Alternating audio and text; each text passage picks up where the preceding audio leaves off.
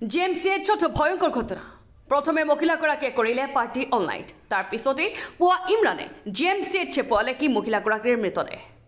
মহিলাগৰাকীক মৃত ঘোষণা কৰাৰ পিছতে জিএমচিএইচ এৰি পলোৱা ইমৰান আৰক্ষীৰ জালত জিএমচিএইচত ভয়ঙ্কৰ ঘটনা প্ৰথমে মহিলাগৰাকীয়ে কৰিলে পাৰ্টি অল নাইট তাৰ পিছতে পুৱা ইমৰানে জিএমচিএইচে পোৱালে কি মহিলাগৰাকীৰ মৃতদেহ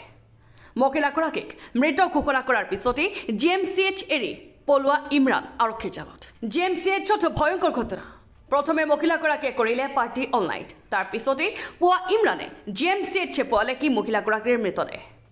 মহিলাগৰাকীক মৃত ঘোষণা কৰাৰ পিছতে জিএমচিএইচ এৰি পলোৱা ইমৰান আৰক্ষীৰ জালত মই অকল গম পাইছোঁ যে ইয়াৰ পৰা ফোন এটা কৰিছে যে এনেকৈ ডেথ হৈছে বুলিকে তো মই আহিছোঁ এতিয়া বাকী মই একো গম নাপাওঁ তেওঁৰ নামটো কি হয় পম্পী বৰুৱা দুটা আঢ়ৈটা এনেকুৱা হ'ব আজি হয় দুপৰীয়া কালি নহয় আজি ৰাতিপুৱা